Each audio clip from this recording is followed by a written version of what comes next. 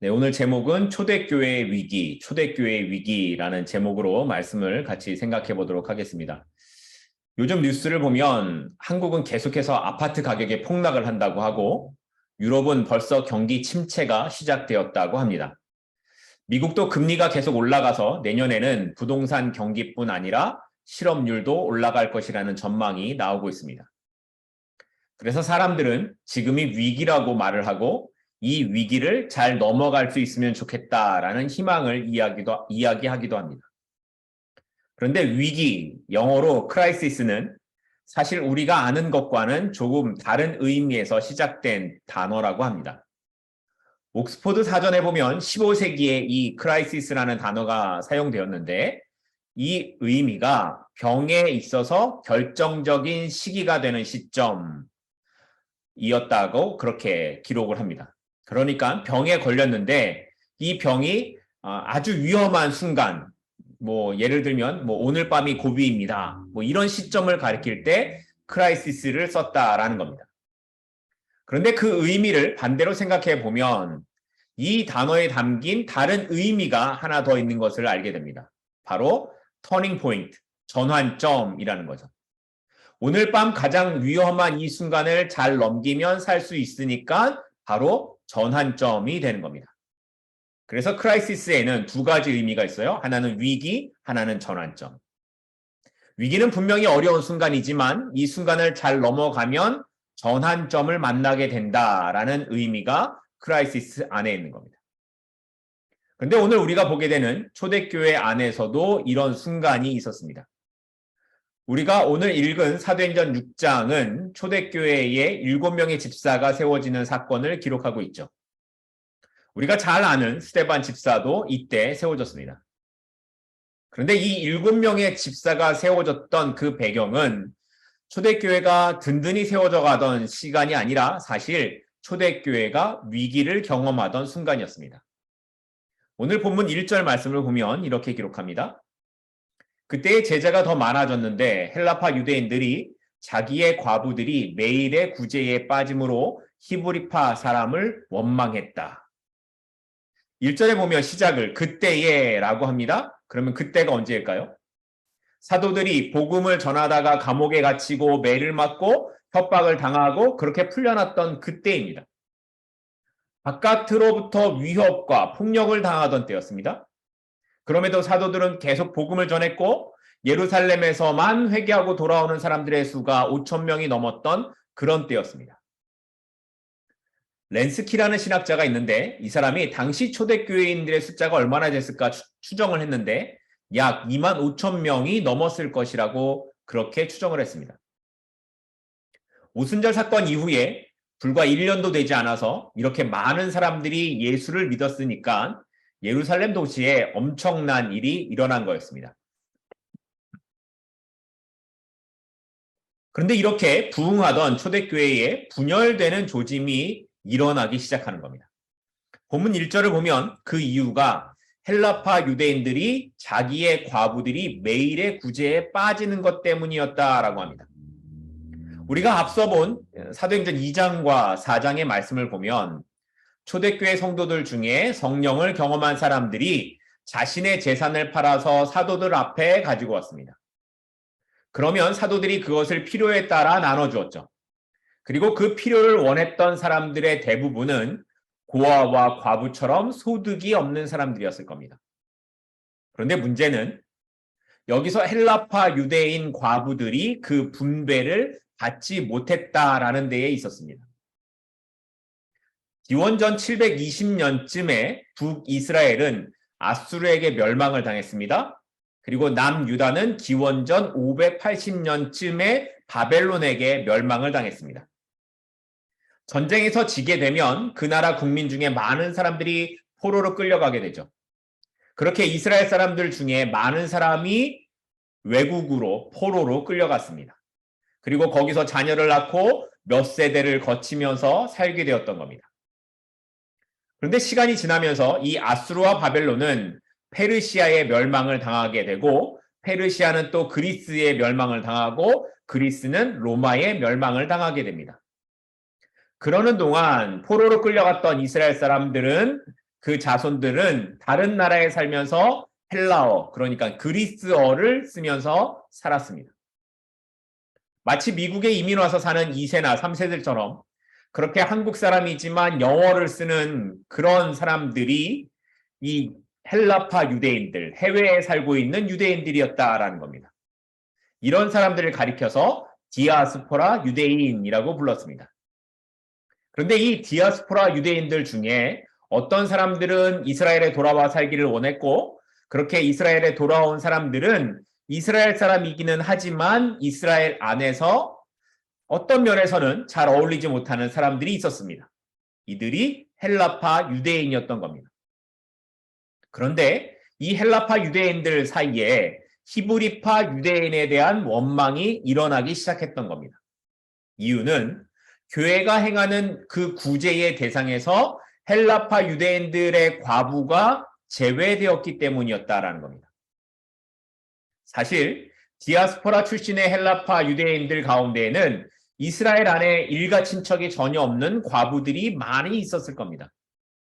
오랜 시간 해외에서 살았으니까 조국이라고 돌아왔다고 해도 그 안에 연결되는 사람들이 없는 게 당연했을 겁니다. 그런 사람들은 누군가의 도움으로 살 수밖에 없었는데 교회는 매일 구제와 봉사를 하면서도 이 헬라파 과부들에 대해서는 관심을 갖지 않았던 겁니다. 그래서 교회 안에서 불만과 불평의 소리가 나오기 시작했던 거였습니다. 이렇게 초대교회의 부흥이 막 일어나던 순간에 위기가 다가온 겁니다. 여기서 잘못하면 교회가 헬라파와 히브리파로 갈라질 수 있는 위기의 순간이었습니다. 그러자 이때 사도들에게 든 생각이 이랬습니다. 오늘 본문 2절입니다. 12사도가 모든 제자를 불러 이르되 우리가 하나님의 말씀을 제쳐놓고 접대를 일삼는 것이 마땅하지 아니하다. 여기 접대라는 단어의 원뜻은 식탁, 밥상이라는 의미로 구제하는 사업을 말하는 것이고 일삼다라는 그 단어의 원어의 뜻은 먼지가 일어날 만큼 분주히 움직이다라는 뜻입니다. 그러니까 사도들이 이 구제하는 일에 먼지가 일어날 만큼 분주하게 움직였다. 그러니 얼마나 많은 시간과 힘을 쏟았는지를 보여주고 있는 말인 겁니다. 갑자기 성도들의 숫자가 2만 명이 넘었다고 한번 상상을 해보세요. 12명의 사도들이 그 사람들을 일일이 돌아보는 것은 불가능한 일입니다. 성도들이 가져온 물질을 필요에 따라 나눠주는 그 일이 처음에는 가능했겠지만 나중에는 하루 종일 그 일에만 매달려도 시간이 부족했을 겁니다. 그런데 사도들이 헬라파 유대인들의 불평을 듣고 뭘 깨달았습니까? 자신들이 이렇게 사는 것이 옳지 않다라는 것을 알게 된 겁니다. 물론 성도들의 필요를 채우는 것이 중요하지만 하나님의 말씀을 제쳐놓고 이 일을 하는 것이 옳지 않다라는 것을 알게 된 겁니다. 그래서 사도들은 이런 결정을 내렸습니다. 오늘 본문 3절과 4절 말씀입니다. 형제들아 너희 가운데서 성령과 지혜가 충만하여 칭찬받는 사람 7을 택하라. 우리가 이 일을 그들에게 맡기고 우리는 오로지 기도하는 일과 말씀 사역에 힘쓰리라 하니. 사도들이 어떻게 위기를 극복했습니까? 사도들이 사람을 세웠습니다. 지금까지 많은 일들을 사도들이 하다 보니까 놓치는 부분도 나타나게 되고 그 결과로 교회 공동체 안에 원망이 일어나는 위기를 겪게 된 것을 알았습니다. 그래서 하나님의 일을 함께할 사람들을 세움으로 자신들이 해야 할 일인 기도하는 것과 말씀 사역에 집중하게 된 것입니다. 교회가 어떤 일을 계획하고 많은 사역들을 감당하는 것은 필요합니다. 구제하고 봉사하는 것은 교회가 해야 할 일이 맞습니다. 그런데 이렇게 많은 일들을 하다가 보면 정말 중요한 본질을 놓치는 그런 교회들이 많이 있는 것을 보게 됩니다. 2절 말씀에 있는 제쳐주었다라는 이 뜻이 말씀을 아래에 두다라는 뜻입니다. 그러니까 말씀이 우선순위가 되지 않았다라는 겁니다. 목사님 설교가 아주 신선해졌어요 라는 책에서 나오는 내용 중에 이런 내용이 있습니다. 처음 목회를 시작하는 젊은 목사님이 어느 교회에 부임을 했습니다. 처음에 목사님은 성도들이 요구하는 대로 찾아다니면서 열심히 도와줬습니다. 집에 뭐가 고장났다고 하면 가서 고쳐주고 열심히 섬겼습니다. 성도들 집안의 일을 열심히 돌아봤습니다. 그런데도 교회는 점점 시들해지고 성도들이 교회에 나오지 않는 겁니다. 결국 이 목사님은 성도들을 돌보다가 탈진하고 고민하다가 사역을 포기하려고 그러던 중에 자신이 존경하던 선배 목사님을 찾아가 상담을 했습니다. 그러자 이야기를 들은 선배 목사님이 이렇게 말을 했습니다. 이제부터 모든 것을 멈추고 우선순위를 말씀 준비와 기도하는 일에 전념하게. 젊은 목사님은 마지막이라고 생각하고 조언대로 말씀을 준비하고 기도해서 말씀을 전했습니다. 그런데 그러다 보니까 오히려 교인들의 불만이 많아진 겁니다. 목사가 사랑이 식었다, 열심히 식었다, 옛날과 달라졌다라는 등등 그런 이야기들이 자꾸만 나오는 겁니다. 하지만 목사님은 기도하고 말씀을 전하는 일에 전념했습니다. 그리고 시간이 지나면서 이상한 일이 일어났습니다. 성도들이 조금씩 달라지기 시작했고 함께 모여서 말씀을 나누고 기도하기 시작했다라는 겁니다. 사탄은 우리에게 하나님을 떠나라고 절대 말하지 않습니다. 대신에 우리에게 긴급한 일이 계속 생각나게 합니다. 이 문제를 해결하지 않으면 안 될 것 같은 일들이 자꾸만 생겨나게 하고 생각하게 합니다. 그 문제에 우리의 온 정신이 빼앗기게 하는 겁니다. 그렇게 우리 삶에 긴급한 일들이 일어날 때 우리는 무엇이 우선순위가 되어야 하는지를 생각해야 합니다. 중요한 것을 포기할 수 없다라는 결단이 반드시 있어야 합니다. 우리의 우선순위는 그럼 어떤 것입니까? 급한 것이 우선순위가 되면 우리 인생을 늘 사탄에게 끌려다닐 수밖에 없습니다. 중요한 것을 우선순위에 두십시오. 말씀과 기도 이것이 우리의 삶의 우선순위가 될 때 우리의 삶이 흔들리지 않을 것이고 우리의 영적인 상태가 흔들리지 않을 것입니다. 이렇게 사도들이 제안을 하자 초대교회 성도들이 이 말을 기뻐하며 그들 중에 7명의 사람을 뽑았다고 기록을 합니다. 오늘 본문 5절과 6절 말씀입니다. 온 무리가 이 말을 기뻐하여 믿음과 성령이 충만한 사람 스데반과 또 빌립과 브로고로와 니가노르와 디몬과 바메나와 유대교회에 입교했던 안디옥 사람 니골라를 택하여 사도들 앞에 세우니 사도들이 기도하고 그들에게 안수하니라. 예루살렘 교회 성도들은 사도들의 제안을 받아들여 스데반을 비롯한 7명의 제자들을 성도들 가운데서 뽑았습니다. 그런데 여기서 놀랄만한 사실은 이 뽑힌 선출된 7명의 사람들이 모두가 다 헬라식 이름을 갖고 있었다라는 겁니다. 미국에 이민 와서 살게 된 2세나 3세들은 대부분 영어 이름을 사용하죠. 한국 이름을 갖고 있어도 미들네임으로 사용하거나 아예 영어 이름만 쓰는 경우가 훨씬 많습니다. 마찬가지로 헬라식 이름을 갖고 있었다라는 것은 그들이 원래 출생이 이스라엘 출생이 아닌 디아스포라 유대인이었다라는 것을 의미하는 겁니다. 그렇게 집사로 뽑힌 7명의 사람들이 헬라식 이름을 갖고 있었다라는 것은 다 헬라파 유대인들이었다라는 겁니다. 앞서 문제가 되었던 것처럼 초대교회에는 헬라파 유대인보다 히브리파 유대인들이 절대 다수 훨씬 더 많았습니다. 오히려 헬라파 유대인들은 소수에 지나지 않았습니다. 그럼에도 불구하고 히브리파 유대인이 압도적인 상황에서 선출된 7명의 집사는 모두 헬라파 유대인들이었습니다. 말하자면 절대 다수였던 히브리파 유대인들이 소수에 불과한 헬라파 유대인들에게 표를 몰아준 겁니다. 그런데 이건 사실 인간의 본성상 불가능한 일입니다.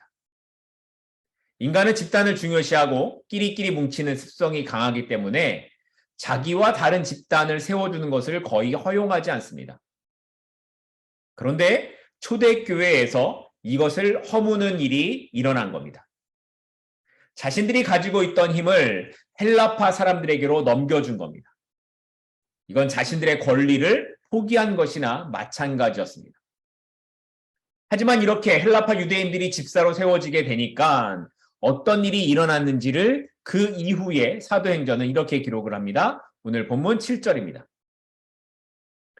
하나님의 말씀이 점점 왕성하여 예루살렘에 있는 제자의 수가 더 심히 많아지고 허다한 제사장의 무리도 이 도에 복종하니라. 오늘 7절에서 중요하게 봐야 될 것은 마지막에 있는 제사장의 무리에 관한 이야기입니다. 허다한 제사장의 무리도 예수를 믿고 복종하게 되었다. 이건 있을 수가 없는 일이었습니다. 허다한, 그러니까 아주 많은 수의 제사장들이 예수께로 돌아섰다라는 겁니다. 사도들을 핍박하고 옥에 가두고 때렸던 일에 앞장섰던 사람들이 제사장들입니다. 그런데 이들이 예수를 구주로 고백하는 초대교회의 성도가 되었다라는 이야기입니다. 굉장한 일이 일어난 거죠. 또 사도행전 8장을 보면 사마리아에 복음을 전했던 헬라파 유대인인 빌립 집사의 모습이 기록되고 있는데 원래 북이스라엘에 수도였던 이 사마리아는 아수르에게 멸망당할 때에 그들의 혼혈 정책에 따라 이방인인 아수르 사람들과 결혼을 해야만 했습니다. 그로 인해서 히브리파 유대인들은 이 사마리아인들을 부정한 사람들이라고 했고 아예 짐승처럼 여겨 상종조차 하지 않았습니다. 심지어 그 동네에 가는 것조차 싫어해서 길을 갈 때에 돌아서 가더라도 사마리아에 들어가질 않았습니다.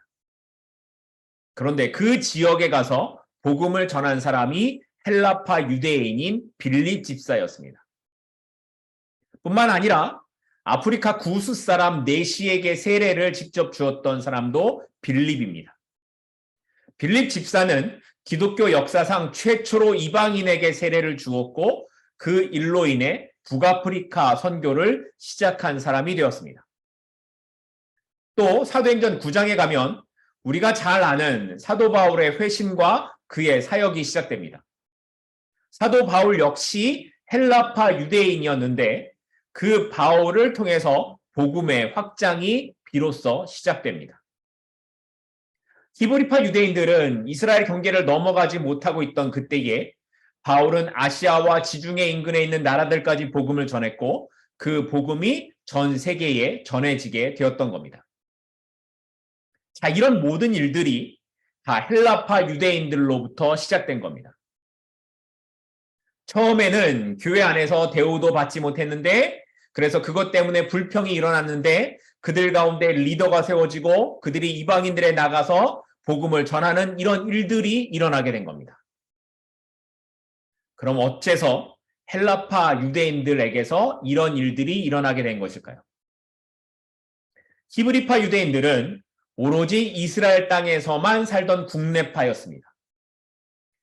그들이 복음을 들어서 예수 그리스도를 알기는 했지만 그들에게는 여전히 오랫동안 내려온 사고의 한계가 분명히 있었습니다.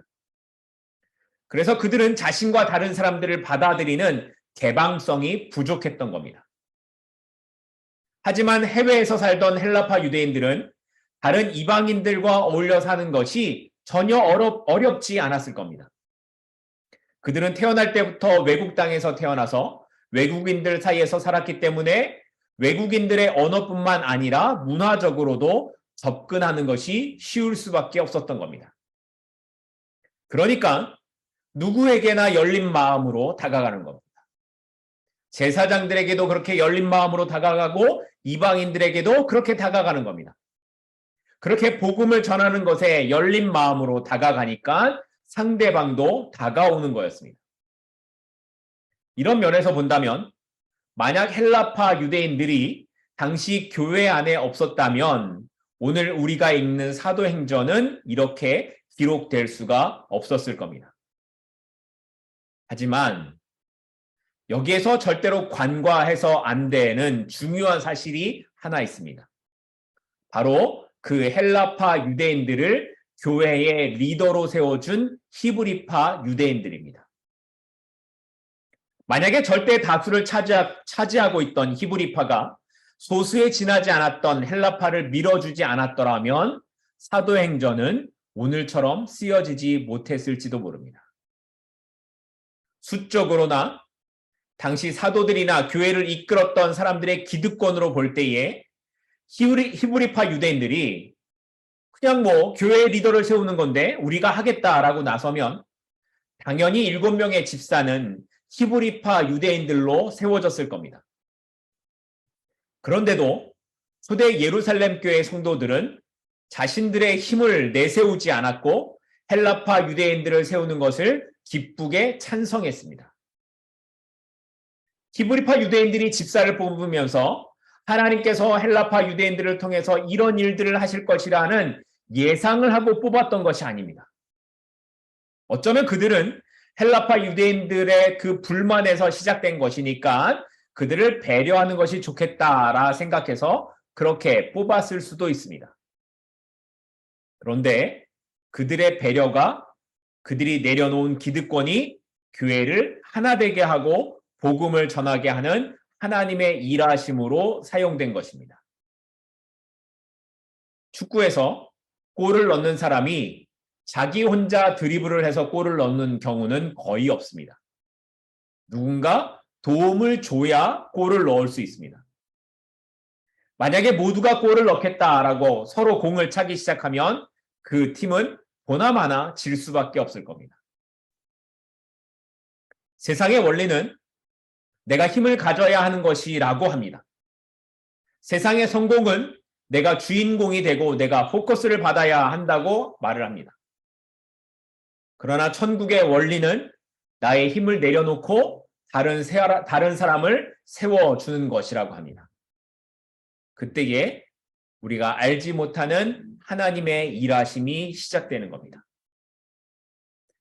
저는 우리 교회가 우리 성도들이 그렇게 도움을 주는 교회가 되었으면 합니다. 골을 넣겠다고 하기보다 부족한 사람에게 힘을 주기 위해 때로는 나의 힘을 좀 빼고 내려놓고 그렇게 세워주는 성도들, 교회가 되기를 기도합니다.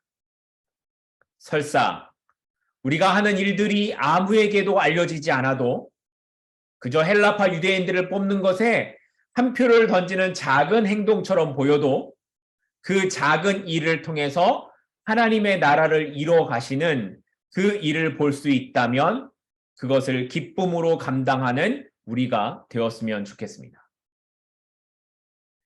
말씀을 마치려고 합니다. 초대교회의 위기는 사도들이 본래 사명을 생각하게 된 계기가 되었고 히브리파 유대인과 헬라파 유대인이 하나가 되는 전환점이 되었습니다. 그리고 이 위기를 잘 넘어간 초대교회 성도들을 통해 하나님께서 더 큰 복음의 전파를 이루어가고 계셨습니다. 우리가 살아가면서 어떤 위기를 만나게 될 때 초대교회 사도들이 생각했던 첫 번째 일을 생각하십시다. 급한 것보다 중요한 것을 먼저 생각하십시다. 급한 것 때문에 중요한 것의 우선순위를 미뤄서는 안 됩니다. 성도에게 가장 중요한 것이 무엇입니까? 말씀과 기도입니다. 우리의 삶에 말씀과 기도보다 우선하는 것은 없습니다. 사탄이 자꾸만 우리에게 급한 것을 생각나게 할 때에 우리에게 중요한 말씀과 기도를 먼저 생각하시고 그 앞에 먼저 설 수 있는 저와 여러분이 될 수 있기를 바랍니다. 그리고 나의 힘을 내려놓고 다른 사람을 세워주는 자리가 어디인가를 찾는 겁니다. 내 기득권을 조금 양보하고 다른 사람을 도와주고 세워줄 수 있는 것을 찾는 겁니다. 그러면 내가 보지 못했던 일들을 하나님께서 행하시고 내가 생각하지 못한 일을 하나님께서 이루어 가실 것입니다. 그래서 나는 위기라고 생각했던 것을 하나님께서 전환점으로 바꾸시고 내 삶을 다시 일으키는 그 하나님의 계획을 보게 하실 겁니다. 그 믿음이 오늘 저와 여러분의 믿음이 되기를 주님의 이름으로 축복하고 소망합니다. 그 믿음으로 오늘 하루를 승리하시고 주님과 함께 동행하는 저와 여러분이 될 수 있기를 축복합니다. 기도하겠습니다.